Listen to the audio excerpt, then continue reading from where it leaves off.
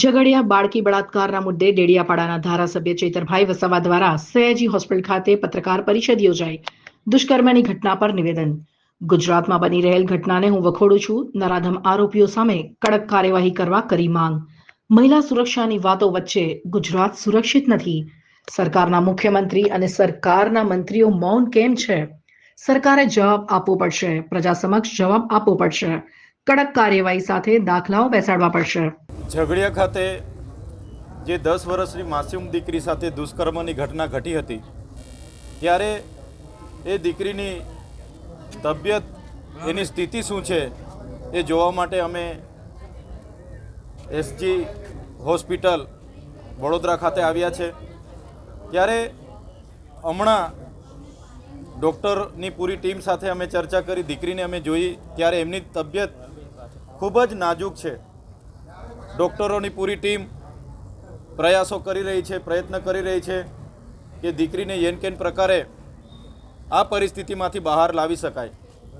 સાથે સાથે એમના માતા પિતાને પણ અમે મળ્યા છે.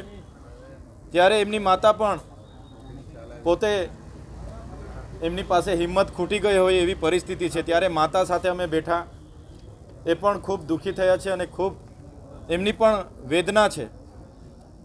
ત્યારે આજે દીકરીની સ્થિતિ જાણવા અને એમના પરિવારને હિંમત અને સાંત્વના આપવા માટે અમે અહીંયા આવ્યા છે. આવી દુષ્કર્મની ઘટનાઓ જે પ્રકારે જાન્યુઆરી 2024થી લઈને ડિસેમ્બર સુધી જે ગુજરાતમાં બની રહી છે, તમે સૌ જાણો છો અત્યાર સુધી 648 જેટલી ઘટનાઓ આવી દુષ્કર્મની નાબાલિગ નાની બાળકીઓ સાથે બની છે. દાહોદની વાત હોય, સુરતની વાત હોય, બારડોલી હોય, ભાવનગર હોય, અમરેલી હોય, જ્યાં પણ આવી ઘટનાઓ ઘટી છે ખૂબ જ નિંદનીય ઘટનાઓ છે.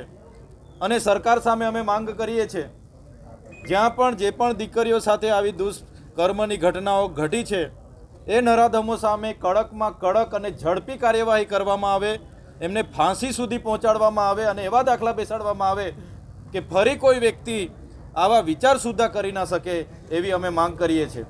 સાથે ગુજરાત સરકારને કહીએ છીએ, આપણે સુરક્ષિત ગુજરાતની વાતો કરીએ છીએ, મહિલા સલામતીની વાતો કરીએ છીએ, આપણે બેટી પઢાઓ બેટી બચાવોની વાતો કરીએ છીએ, પણ આપણું ગુજરાત જ સુરક્ષિત નથી.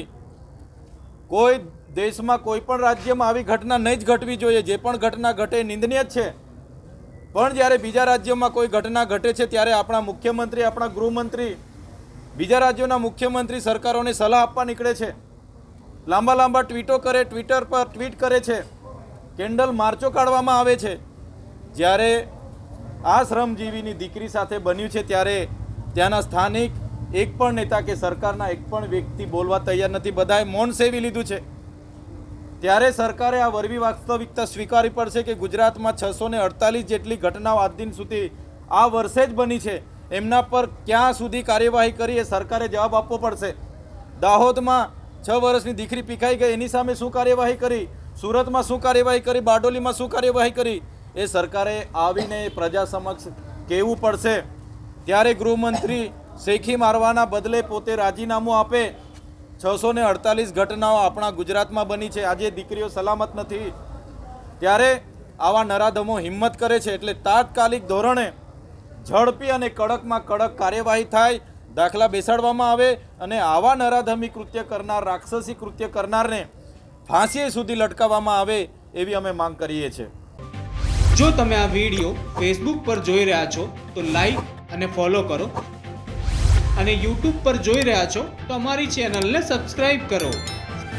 સત્તરે.com આઝાદી સમાચારોની.